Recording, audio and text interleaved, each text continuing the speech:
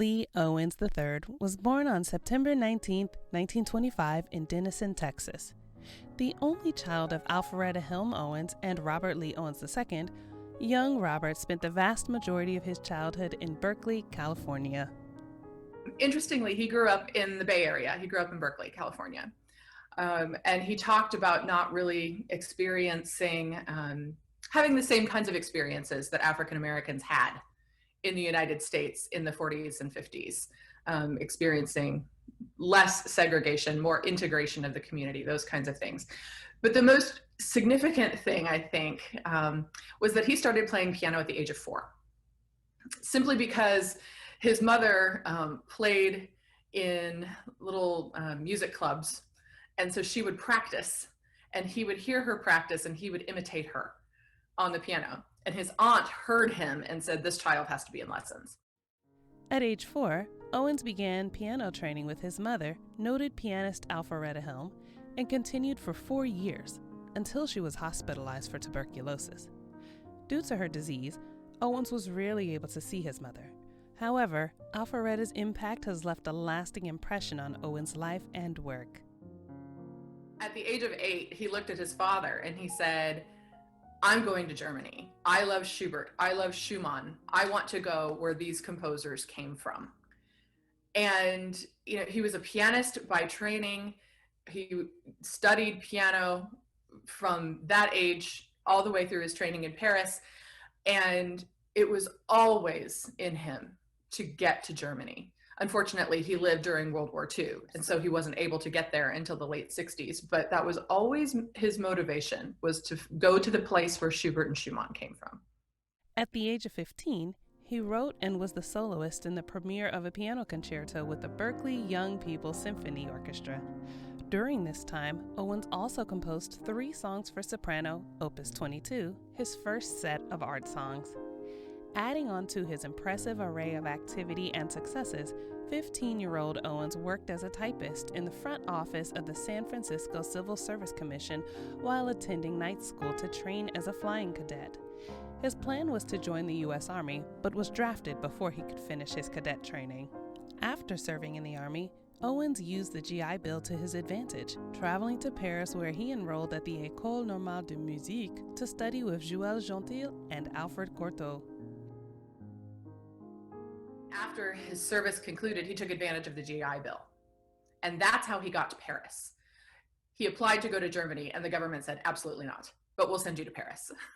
So here he was in Paris in post-war France, studying with Alfred Cortot, all of this rich artistic fodder. Everybody was cold, everybody was hungry, everybody was suffering, but sometimes that makes for the greatest art, right? It really levels the playing field. So he was surrounded by this community.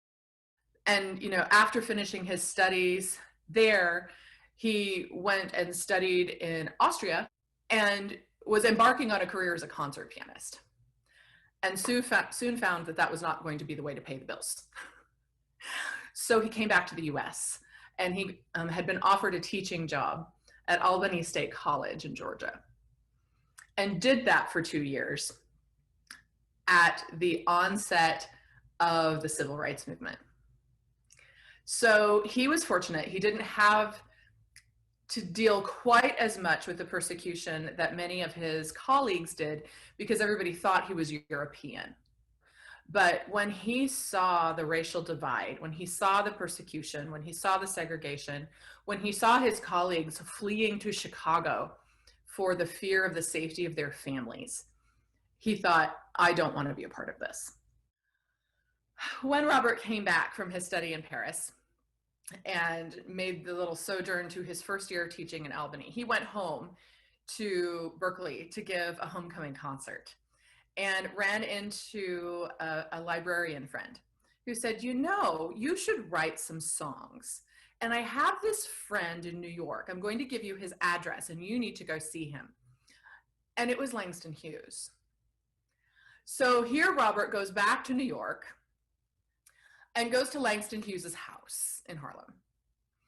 And Hughes invited him in. They went into his library. Robert fondly remembers that they had lemon vodkas together. And Hughes actually pulled the volume of poetry off his shelf, Fields of Wonder, and gave it to Robert. And Robert read it on the train all the way down to Georgia from New York.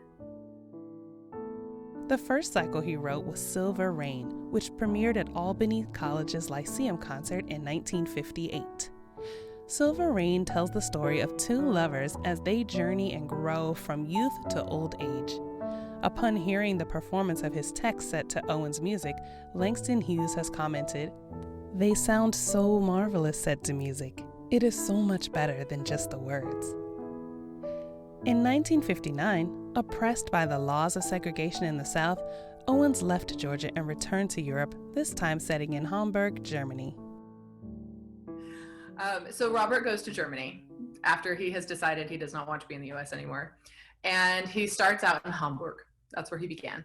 And he was renting a room, and the gentleman who owned the home was actually in a movie.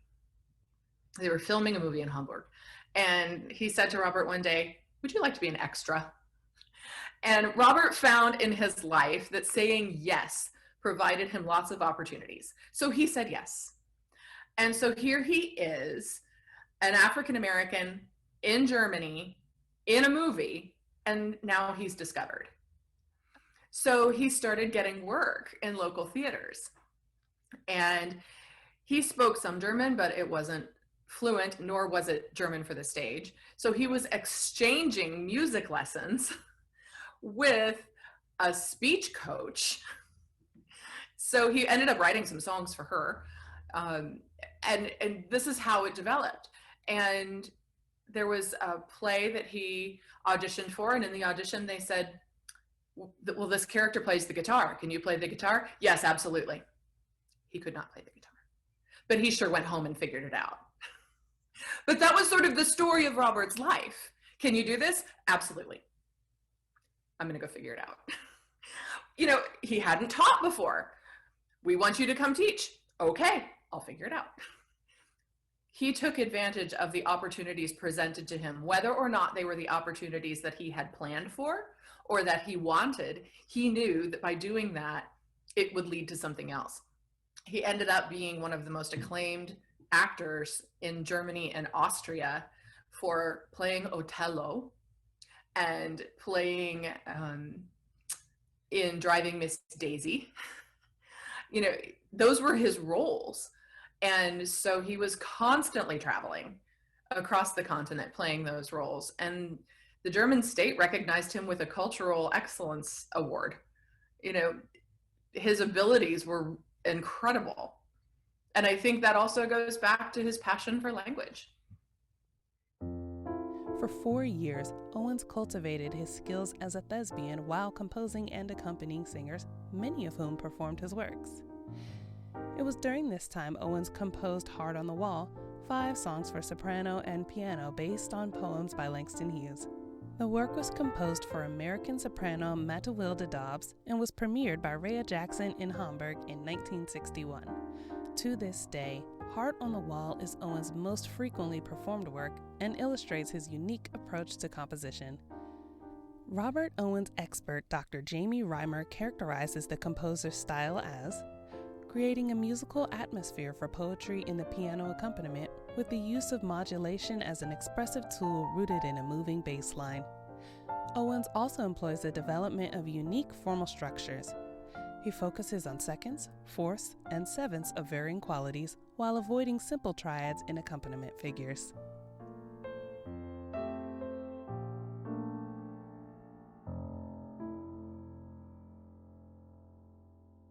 Robert's songs, and frankly most of what he wrote, were written for people that he knew, written for his friends. You know, he was inspired by the people that he was with, and wrote as he was inspired. So I think, you know, as he found poetry that he loved, as he found someone that he thought the poetry suited, then he would write for them. But I wouldn't say that there was a particular singer that he wrote for more than anyone else. Heart on the Wall was written for Matilda Dobbs, who is someone I studied with. So I know her as a coloratura, and those coloratura licks are perfectly aligned for a coloratura, and they would have been easy for her. That's what I found with Owens. He knew what the voice could do, and he captures what the voice can do in his beautiful writing. What I also love about Owens is his songs are for every voice type.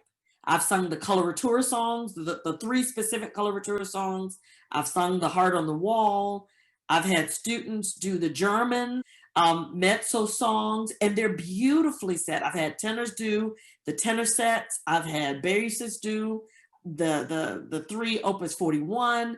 I've had baritones do that. It's just he in my mind, he doesn't miss.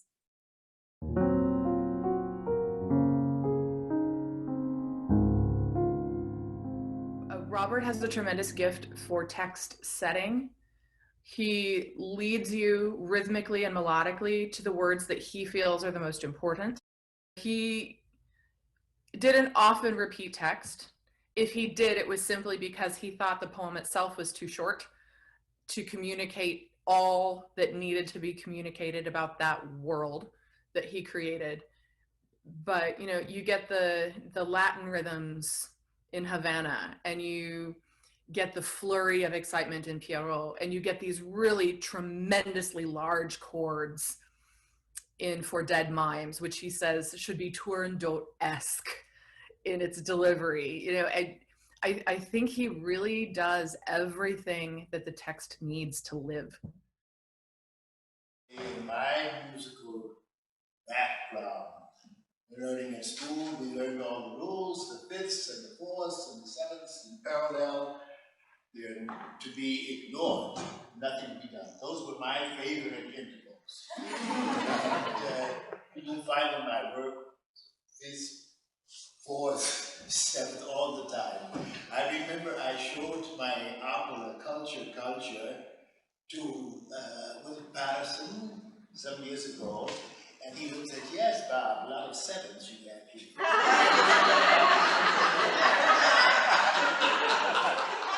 Yes, he didn't seem to be impressed, but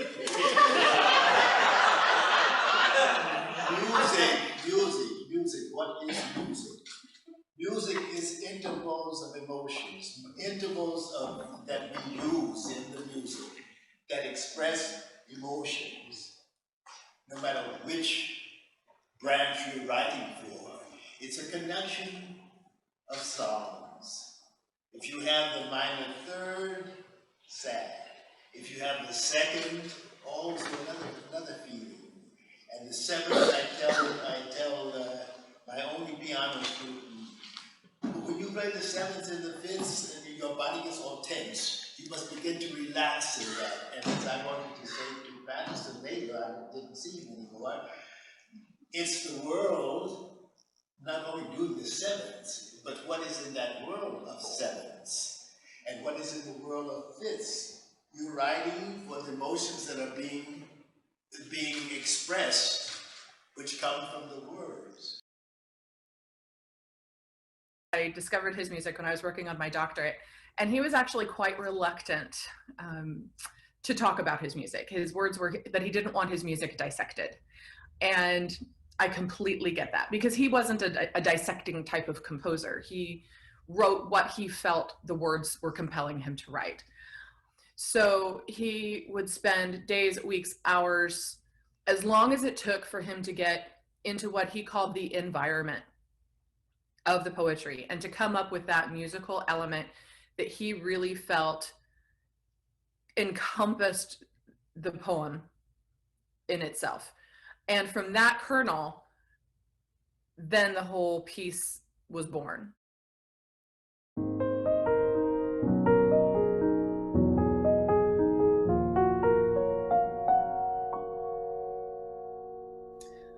I think Robert's music is at the same time so strongly influenced by that German lieder tradition, particularly Schubert. You know, you hear the melody and the bass so much. The bass line is so important in Robert's music.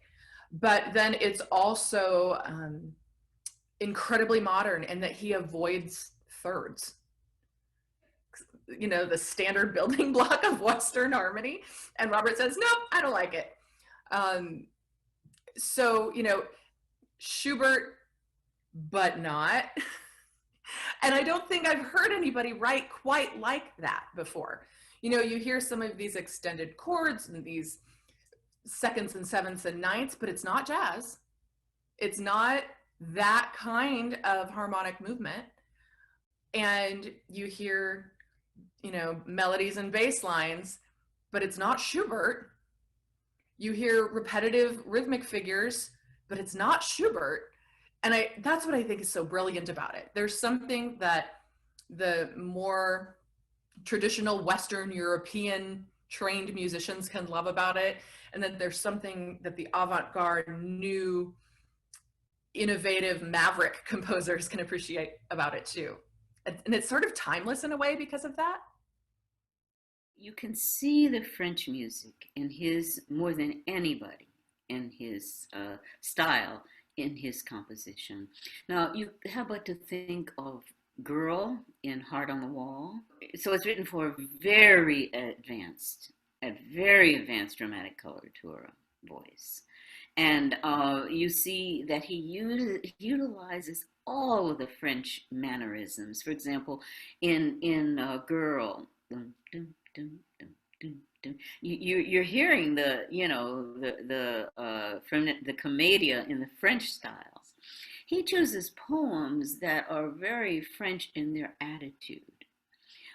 If you look at that whole cycle, Heart on the Wall, how will you summarize it? You'll summarize it that there are bad things that happen, so what?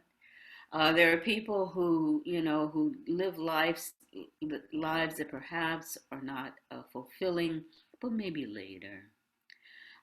Some things, are ironic. What is that but French ennui? I mean, that attitude is French all through and through. I don't know of any other composer, except maybe Poulenc, French, who does that. So if you start to think about that cycle, oh my goodness, each one of those cycles, poor Pierrot, the moonstruck character, he puts his heart out, everybody makes fun of him, so he takes it back. Oh my God. The girl who wants a better life, but she ends up afterlife dancing in the rain.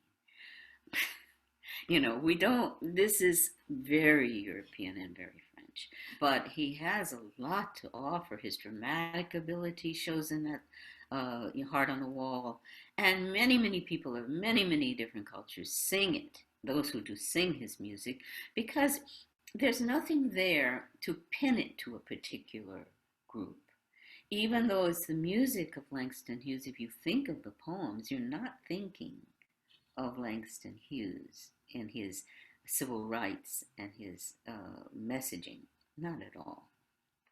And so that means that people don't have the same hesitation to sing it as they might if they had to sing, I Am a Black Pierrot, or, some of those other poems of Langston Hughes. That's interesting.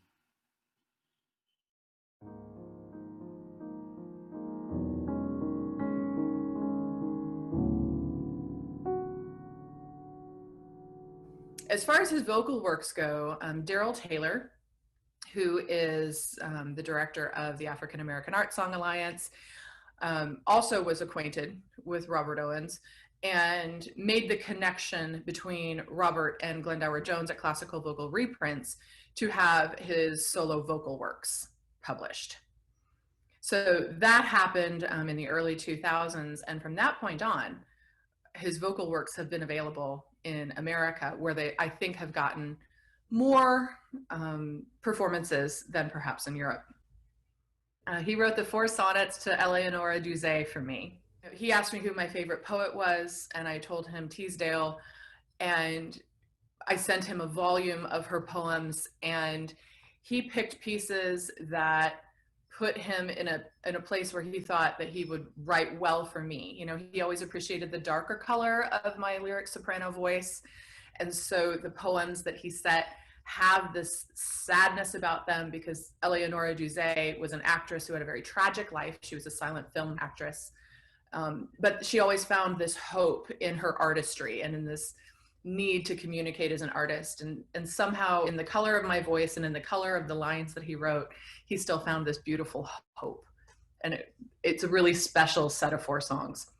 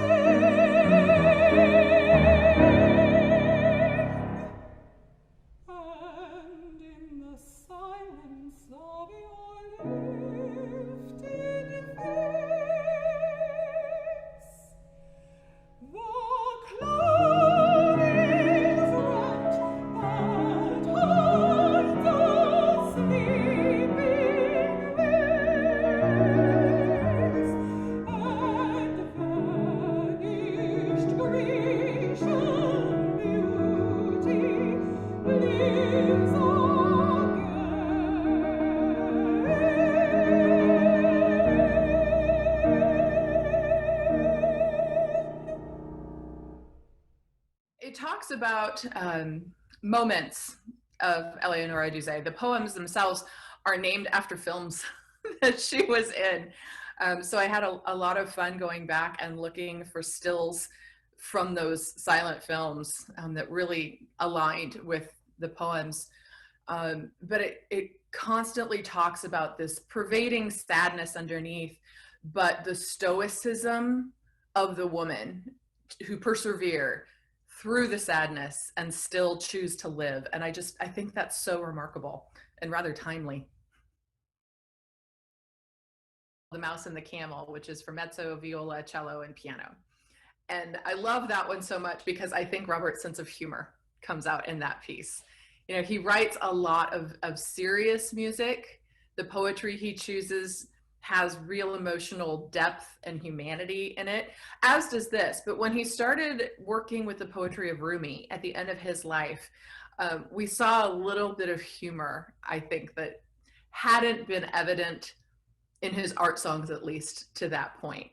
And the way that he musically recognizes and realizes the camel, and the way that he musically realizes the mouse is just charming. And I'm so excited that I'm going to be able to share that with so many people through this recording. That's part of the reason that I did it. But the other piece that I think is so much fun is actually a piece that Robert and I co-edited for the North American premiere, and that's his opera Culture. He wrote it in German and it was premiered in Ulm in 1970, Kultur. But we did a North American translation because Robert always believed that you should sing in the language of the people that you're singing for. So he wanted his opera to come home, but he didn't want it to come home in German. He wanted it to come home in English. So we spent 2013 together editing, writing, and Glendower Jones at Classical Vocal Reprints produced or published it for us. And we gave the North American premiere in 2015.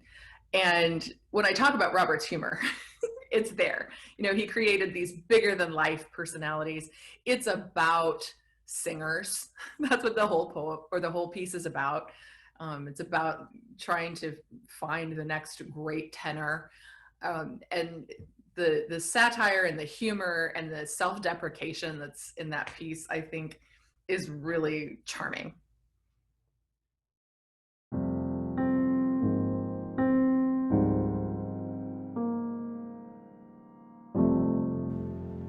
So as part of this discussion, I said, "Oh, so you speak French?" He said, "Yes, bien sûr." And I said, "Oh," well, and we started speaking a little bit in French. And I said, "Well, why have you not said anything in French?" He said, "Is there a call for there to be songs written in French?" I said, "Yes, absolutely. That any of us that go on to do American recitals, if we want to do various languages, we often get stumped at French." And so that was around the time I was shifting to countertenor, and so he wrote the Rambo Cabaret for me in my countertenor. He loved. He was a man of real passions, and so he would say, "Oh, that's marvelous, darling. That's marvelous." I remember saying, "Oh, that's marvelous," and so he really loved the peculiar nature of my voice, the fact that I opened the lower end of my register. I don't leave to head voice, but I go into the chest area, and he loved the balance of those things. And when I would do his stuff and low stuff for low G's, and he says, "That just shakes me to my bones," and, you know, in a way that when I was singing as a tenor, nobody ever said my low G would, you know, shakes to your bones, but partner with what it could do with the rest of my voice, it put it drew it into sharp perspective. This is what my instrument actually is, and he understood that. Yeah, I loved Robert, and I was so upset when he left us.